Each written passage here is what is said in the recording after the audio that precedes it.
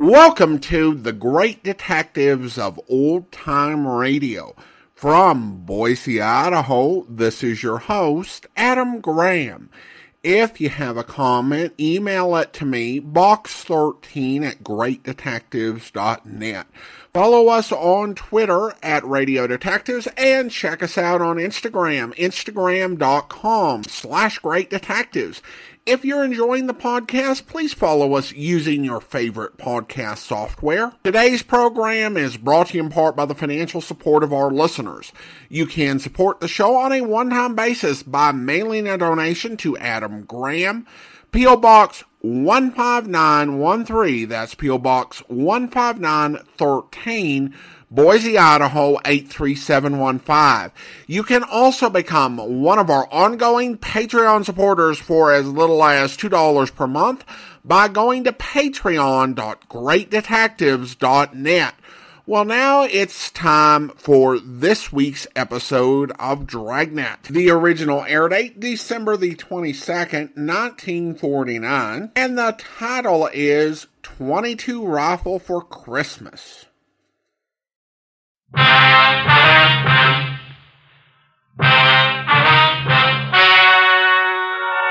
Ladies and gentlemen, the story you are about to hear is true. Only the names have been changed to protect the innocent. Dragnet.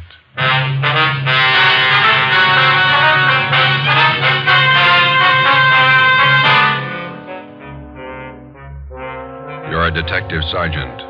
You're assigned to homicide detail. A small boy is reported missing from his home. His age, 9 years. Foul play is suspected. Your job, find him. Dragnet, the documented drama of an actual crime. For the next 30 minutes, in cooperation with the Los Angeles Police Department, you will travel step by step on the side of the law through an actual case from official police files. From beginning to end, from crime to punishment, Dragnet is the story of your police force in action. It was Thursday, December 22nd. It was cold in Los Angeles. We were working the night watch out of homicide. My partner's Ben Romero. The boss is Thad Brown, chief of detectives. My name's Friday. I was on the way into work, and it was 3:55 p.m. when I got to room 42. Homicide. Hi, Joe. Ben, what you doing? Oh, pretty quiet. How's your mother? Well, that cold's still hanging on. Bad cough. Doc says nothing serious. My kid's got the same thing. Must be some kind of a virus going around. Yeah. Is that a new suit you got on? Oh, yeah. Ma figured I needed one. Let me see. Oh, yeah, that's a nice shade of blue. Where'd you get it? Quincy's down in South Fig. Look okay? Turn around. Mm-hmm. Oh, yeah, that's a good fit. Did you get all the reports on the Webster case yet? Yeah, all taken care of. Let me get it. Homicide, Friday. Well, this is Levinson, Unit 113J. Got something for you. Yeah, Harry, what's doing? Doherty and I are out here on Collis Avenue, 4656. Trying to track down a 9-year-old boy. What's the story? The kid's missing, suspicion of foul play. How long has he been gone? About 2 hours. Looks like a job for homicide. How do you figure? Kid was last seen playing in the backyard of his home. Yeah? We checked over the yard. Find anything? Bloodstains, lots of them. They look new. Ben and I left a message for Chief of Detectives Thad Brown. Then we went over to the crime lab, picked up Lieutenant Lee Jones, and drove out the Arroyo Seco freeway to Collis Avenue. It was an average neighborhood. Number 4656 was a one-story green stucco residence situated on the corner of Collis Avenue and Harrison Drive. Beyond the backyard was a tract of undeveloped land covered with scrub oak. Harry Levinson from Highland Park Juvenile was waiting for us in front of the house. Back this way, fellas. I'm coming, Lee. Wait till I get my bag. Okay. Who notified you that the boy was missing, Harry? The mother said she went out to do some Christmas shopping about 11 this morning, left the boy home. She came back about 2 this afternoon. He was gone. What's the name? Johnstone. Kid's name is Stanley, 9 years old. Mm-hmm. Was this gate open like this when you got here? Oh, yeah, I haven't touched the thing. Here are the stains over here, Lieutenant Jones, along the edge of the walk, see? Yeah. Let me see. Quite a few stains, huh? Looks like it might be blood. I'll try some benzodine on these spots here. Yeah, there we are. See what happens? Where's the kid's mother now, Harry? In the house. Doherty's talking to her. Did you talk to any of the neighbors? People next door. One's on this side. They couldn't tell us anything. There it is, fellas. Yally? These spots I covered with benzodine, they're turning blue. Bloodstains, all right. Can't say definitely whether it's human or animal blood. Mm-hmm. You have to go back to the lab to run it through? Yeah, biological precipitin test. Hand me one of those glass vials from my bag, will you? Yeah. Okay, here you are. Thanks. Scrape some of these flakes off for a test. There we are. How soon can you tap the blood for us, Lee? Precipitin test won't run more than 20 minutes. It'll take 3 or 4 hours to run a blood grouping, though. That's it. Anything else you want to check? Levinson, anything else? Oh, right here, my handkerchief. Empty shell. That marker over there by the rose bush, that's where I found it. From a .22, huh? Yeah. Might tie in, might not. Mark it and dump it in this envelope, will you? Oh, yeah. Shell. There you go. Did you get out a missing broadcast on the boy, Harry? Doherty did about half hour ago. Here's a description here. Mm-hmm. Thank you. Mother know about the bloodstains? No, we didn't tell her. She's worried enough already. And she has no idea what might have happened to her boy? No more than we do. She checked all her friends, relatives. We're covering the neighborhood. No trace so far. Not much to go on. Bloodstains, empty cartridge. Could mean 100 things. Any ideas, Friday? Yeah, just one, and I don't like it.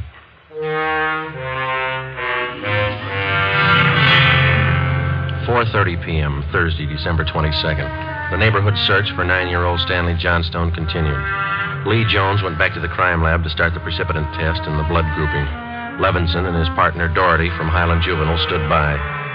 We called Chief of Detectives Thad Brown, and he ordered up a special detail to aid in the search for the missing boy. Ben and I questioned the boy's mother, Mrs. Ruth Johnstone, a woman in her early 40s. She seemed fairly calm under the circumstances. Miss Johnstone, is your boy Stan in the habit of wandering off without telling you where he's going? No, he's not in the habit of wandering off, but he has done it before. When was the last time, Miss Johnstone? You don't have any children, do you, Sergeant Friday? No, I'm not married. Well, there comes that time in every young boy's life when he feels that it's time to leave home, to go out on his own. Usually happens somewhere around 8 to 10. I think I know what you mean. I got a boy. Well, then you know how it is. My husband and I scolded Stanley one day after school, and he was quite put out about it. He thought George and I were unfair. Packed a few of his things and left. How long was he gone? Oh, no time at all. About 2 hours. I was worried about him, but my husband said to leave him alone. Said every boy had to go through that stage. Well, then you think he's run away from home again this time? Yes, I think so. He's been gone about 4 hours now, and I have a funny feeling about it. Did you and his father have some misunderstanding with the boy recently? Well, that's just it. We haven't. I don't mind telling you now that we're talking about it. I am getting worried. Any place around that he might like to visit? Hobby shop, playground, where he might be? Yeah, there's Jensen's model shop and little Shanna Burroughs, but I've already called them, and he hasn't been seen all day. I called all his friends. They have no idea where he is either. We'd like a list of all his friends and the places that he was known to frequent. Oh, yeah? All right, I'll give them to you. Where do you suppose he is? Where's your husband now, Miss Johnstone? Oh, he's at work. George works for the city. He's a fireman. What house is he stationed at? Engine Company 12. He's working the 8th platoon. He'll be home tomorrow morning. I haven't told him that Stanley's gone. Was there any chance that the boy might be down at the firehouse with his father? No. No, he seldom goes down there anymore. No, I don't think he's there. I'm awfully worried. May I call my husband? Certainly. Go right ahead.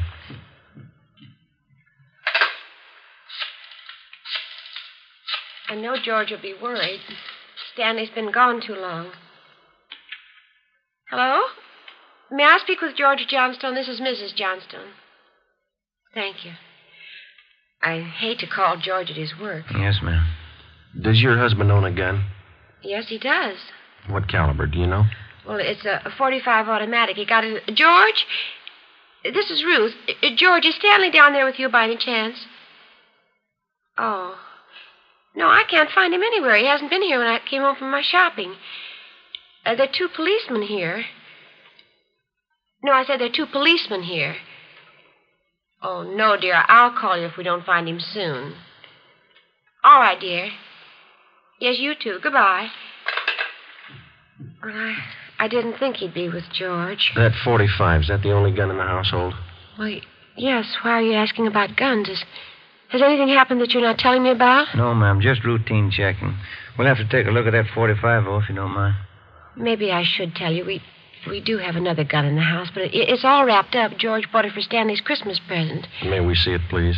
Well, yes. Will you have to unwrap it? Yes, I'm afraid so.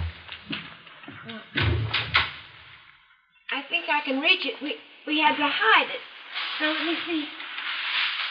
Oh, here's the paper it was wrapped in. Stanley must have found it. It's gone. See, here's the gift card and the box the gun came in, the rifle. Can I look at that box, ma'am? Thank you. How about it, Joe? .22 caliber. Thursday, December 22nd, 5:15 p.m. It was getting dark. The search for the missing boy continued. We checked the list of Stanley Johnstone's friends. None of them or their parents had any idea of his whereabouts. We talked with Levinson again. He had been in touch with the detail combing the neighborhood. They had found nothing. We went down to Collis Avenue and 10th Street, service station on the corner. 1 nickel, Joe? No, I got one. You watch for that, huh? Yeah. Okay.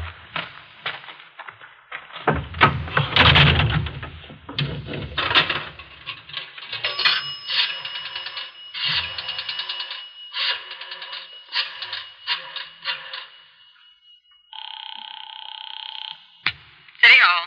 2667, please. 2667.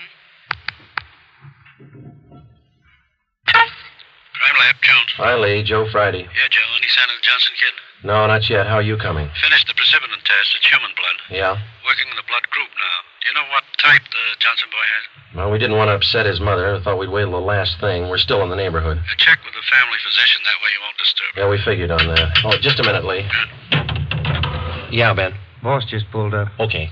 Thad Brown's out here now. I'll check you later, Lee, huh? Yeah, right, Joe. All right, goodbye.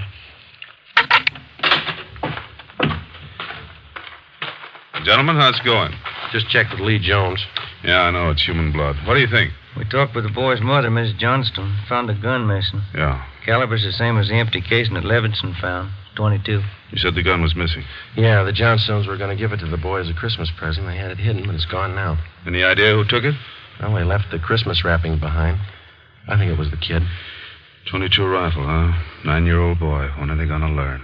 First, it's carbide cannons on the 4th of July. The city issued ordinance after ordinance, but a few thousand kids around the country had to lose their eyes, fingers, hands before the parents gives us their full cooperation to outlaw them. I know what you mean. Sure you do. You and every other cop in the country became the heavies trying to clamp down on them. It's always the same story. This time it's guns for Christmas. I know what you're thinking, but we're not sure yet. Listen, Friday, there's a city ordinance against giving a gun to a kid. You know that? Yes, I know that. There's a missing boy and a missing gun. There's blood on the ground and an empty shell. That's enough for me. We're going to stay with it. Something's got to break. Yeah. I hope it's not the hearts of that kid's parents. Oh, hi, Chief. I've been looking for you, Friday. What do you got, Harry? Found the gun. New .22 rifle. Strong smell of cord. I'd say it's been recently fired. Where'd you find it, Levinson? Back up there in that scrub oak. Up behind the Johnston house. Mrs. Johnstone identified it. Buckley took it down to the crime lab. Thanks, Harry. Is Miss Johnstone okay? Pretty sick now. Kilby came up with something else. What's that?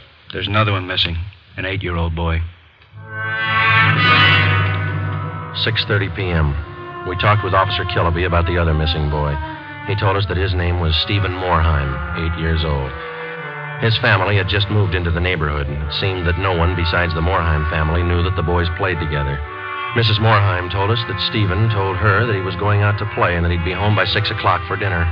She told us that he was an unusually prompt boy and almost never overstayed his playtime. We got a description of the Morheim boy and put out a missing broadcast.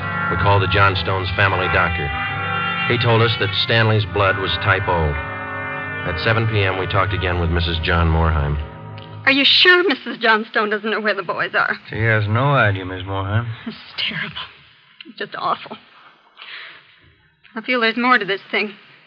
Something you're not telling me. Well, there's no use to upset you until we know a few things for sure. Then you are holding back something. Now, please try not to worry, Miss Morheim. There are certain questions we'll have to ask, routine questions in any kind of investigation. Is there anything else you want to know? Yes, ma'am. What is your boy's blood type? That's a funny question. Do you think anything's happened to him? Have you found him and you're not telling me? No, ma'am, we haven't found him. We don't think anything's happened to him. His blood type. Yes, ma'am. I think I have it written down in Stevie's baby book. Yes, here it is. Type O. Thank you. I wonder if I might use your phone, please? Yes, of course. It's in the hall. I'll be right back, Ben. Yeah, okay.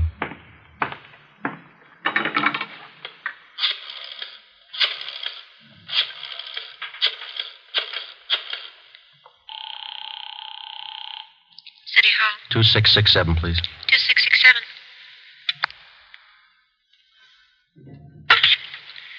Crime Lab, Pinker. Hello, Ray. This is Friday. Lee there? Just a minute, Joe. Take 2, Lee. Jones speaking. Checking back, Lee.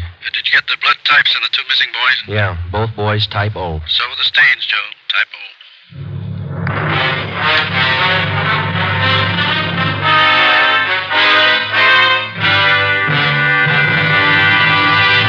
You are listening to Dragnet for the solution to an actual case from official police files.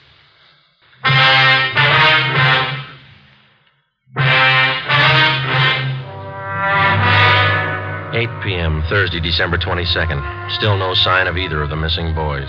Chief of Detectives Thad Brown went back to headquarters to direct the search from there.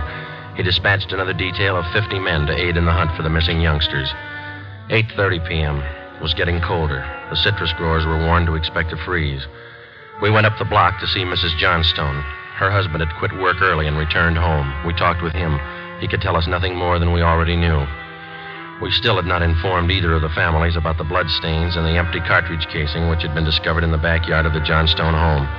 It was more than possible that they had a right to know about our findings, but Ben and I felt that there was no cause to add to the distress of the two families at this time. If the 2 missing boys were found alive and well, then the bloodstains in the cartridge case would be of no concern to the relieved parents. At 8:40 p.m., Ben and I left the Johnstone house and went to the home of Mr. and Mrs. John Moorheim. Miss Moorheim, you said your husband worked at a market? Yes.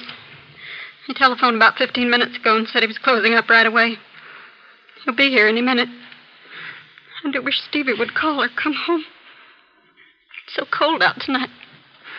All he had on was a thin cotton jacket. Please try not to worry. We're doing everything we can. He's going to be all right. Stevie's father's such a sensitive man. He and the boy are so close. I know he's terribly upset. No, you're sure there's no place you might have forgotten? Someplace where the boy might be? No place. No. If anything happened to the boy, it'll just kill John. No. You sit still. I'll get it, Miss Moorheim. Joe? Hi, Harry. The Johnstone kid. He's been found.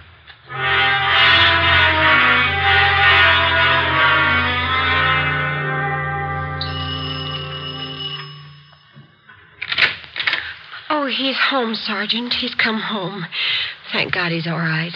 Where's he been? Did he tell you? No, he didn't.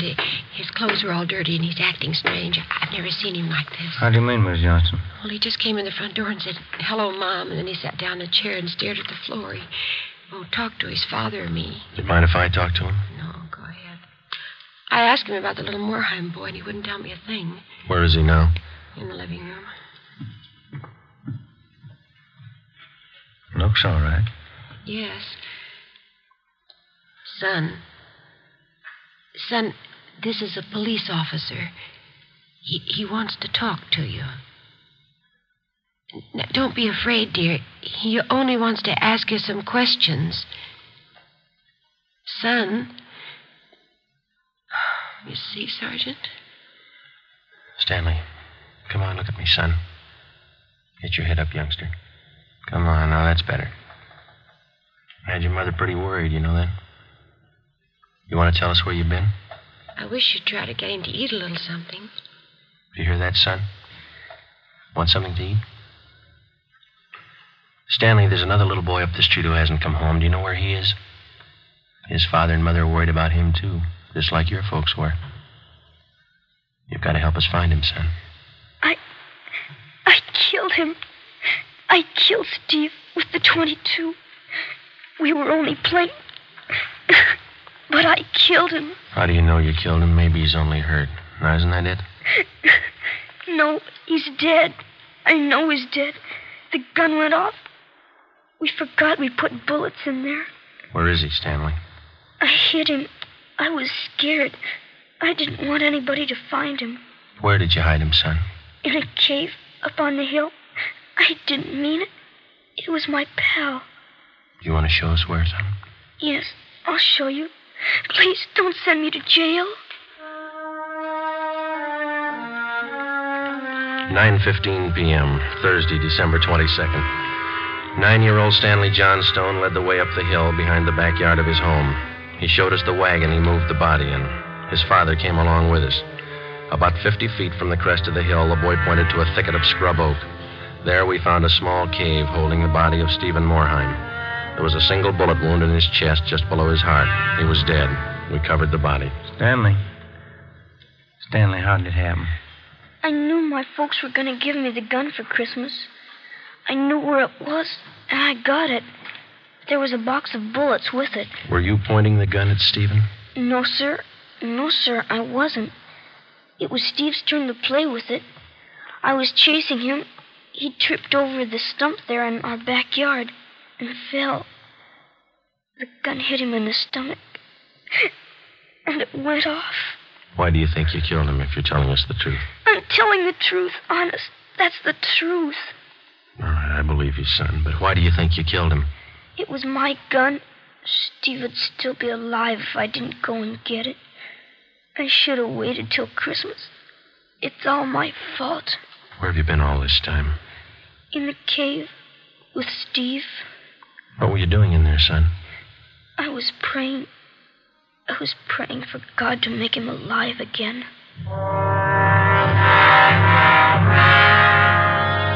After a thorough investigation, Ben and I were convinced that the shooting of Stephen Morheim was accidental. Lieutenant Lee Jones' findings substantiated the Johnstone boy's story even to the smallest detail. We put in a call to the coroner's office and acquainted him with the facts. He designated a local mortuary to handle the body pending autopsy and granted us permission to remove the body to the Morheim home. Mrs. Morheim collapsed. The family doctor was called.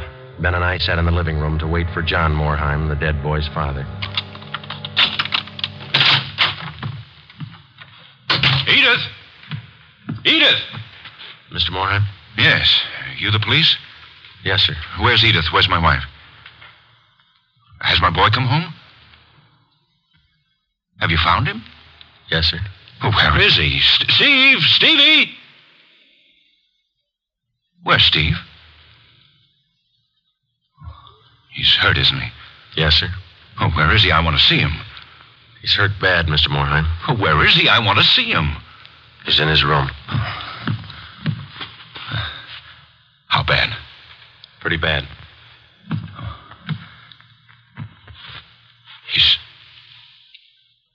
He's dead. All right, if I go in? If you want to. Will you go with me? Sure. Don't make it any harder on yourself, Mr. Morheim. I want to see my boy. Stevie. Mr. Morheim. Stevie.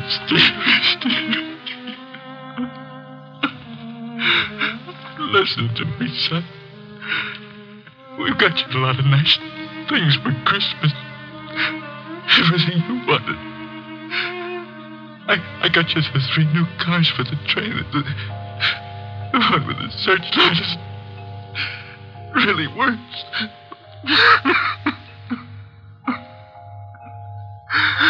Son, you got that new switch you wanted to it. A lot more track.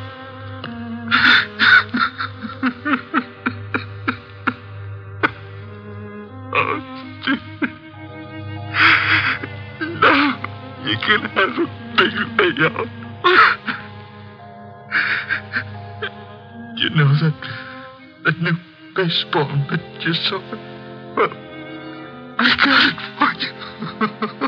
Steve. That cowboy outfit you wanted, I got that too. Mr. Morheim.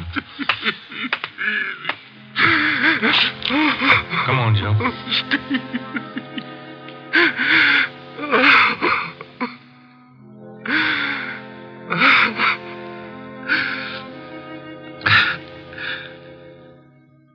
What happened? It was an accident. He was playing with Johnstone boy up the street. Playing with a gun. It went off. What was the other boy's name? Stanley Johnston. It was an accident. Mr. Morheim, where are you going? I want to see that boy. We had no idea what the dead boy's father had in mind. We didn't feel that we should try to restrain him. We went along with him up the street to the Johnstone home.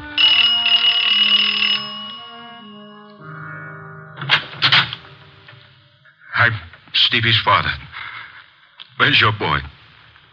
I'm sorry. Where's your boy? He's right here. Won't you come in? It's all right, Miss Johnstone. You the boy that was with Stevie? Yes, sir. What's your name? Stanley. Stanley. I know it wasn't your fault, Stanley. I wonder if you'd do something for me. Yes, sir. I've got a lot of nice presents for Stevie. I know he'd want you to have them. I want to give them to you. Christmas Eve. Mom? I think that would be a fine idea, son. Come on, Ben.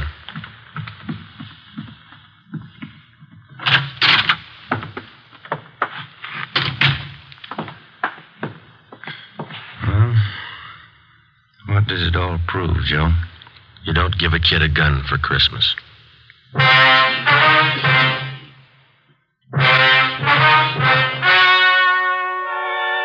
The story you have just heard was true. Only the names were changed to protect the innocent. On December 24th, 1948, a coroner's inquest was held in the county morgue, city and county of Los Angeles, state of California. In a moment, the results of that inquest.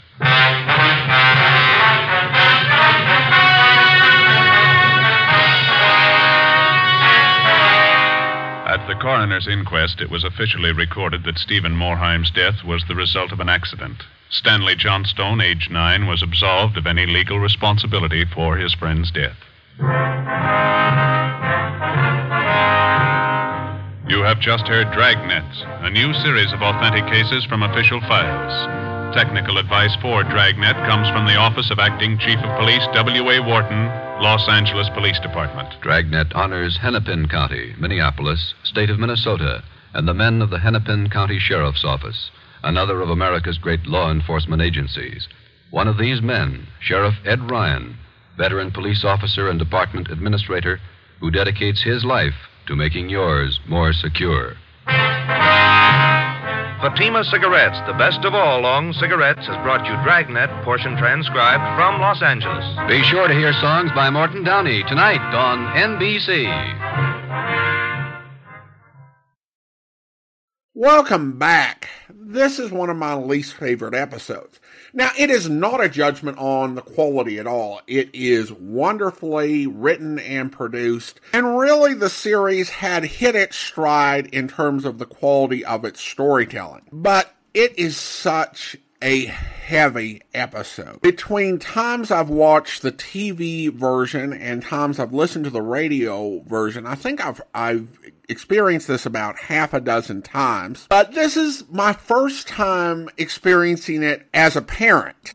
And this hits so much harder. And also, to give it proper historical context, it requires that I discuss a controversial issue that was a bit controversial then and now is very controversial. And I will try to talk about this late 40s, early 50s controversy without getting into where the whole debate on this issue has evolved. Now, there was controversy surrounding the ending, but I think it has to be said that the public reception of the episode was overall quite strong, and it was viewed quite favorably. The main objection came from the National Rifle Association that didn't like Friday's conclusion. Jack Webb actually handed their complaint over to the LAPD, which defended the episode and promised 10 more episodes on what they called the folly of giving rifles to children. Dragnet did not actually do that. I don't know to what degree the LAPD actually pushed Webb on that, but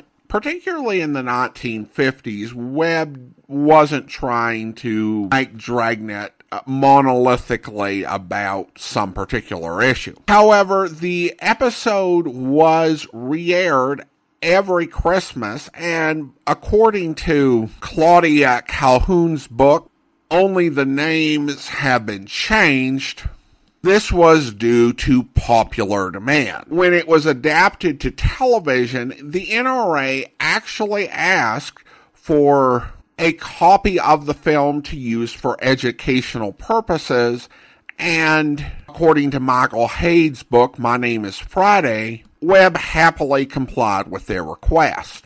That doesn't mean that the NRA still didn't disagree with Friday's conclusion. And Claudia Calhoun actually tracked down a editorial in the American Rifleman addressing this episode. It praised Dragnet for a dramatic and effectively presented program, but disagreed with the lesson, pointing out that a lot of young people hunt safely, and when they're drafted, they're handed a gun. The American Rifleman wrote, instead of denying the boy the rifle he wants for Christmas, the wise father will give it to him. At the same time, he will see to it the boy is properly taught to respect it.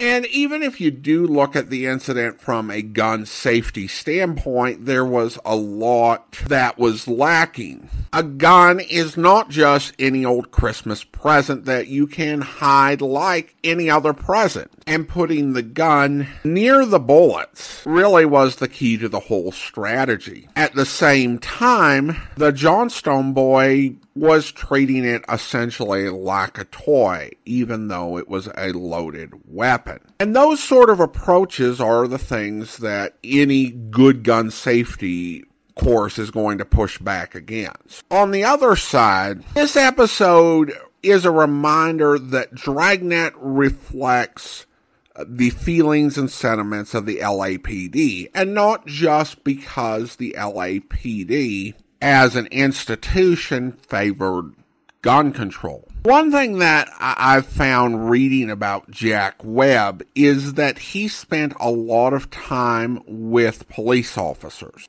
and his way of thinking was influenced very strongly by their view of the world and what their life experiences were. And you can hear that reflected in Thad Brown's conversation, the sort of frustration and heartbreak that police officers have to deal with, and how much utterly needless, pointless tragedy they end up witnessing because people ignore laws and ignore common sense. And there is something that is so affecting at being that close to these sort of tragedies, and we hear a little of that reflected in this episode in a few subtle ways. But that does tend to color and form the opinion of the officer on the street. So both reach conclusions that things have gone wrong here, but they disagree on what the exact problem is or the exact solution. And I think that's a situation we can very much relate to today. Beyond the controversy, the episode had a slow burn build-up as we got hints as to the shape of the tragedy and realized the sheer scope of sadness and horror at what happened.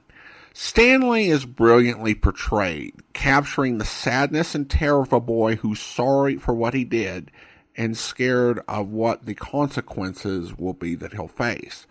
While Dragnet is often considered stiff or unemotional, William Johnstone's performance as the dead boy's father is beautiful, and probably one of the most intense roles I've heard him given. This was not the typical William Johnstone role. The roles I most tend to associate William Johnstone with are The Shadow, and of course Ben Guthrie on The Lineup, which was a police procedural show that would be launched by CBS in 1950.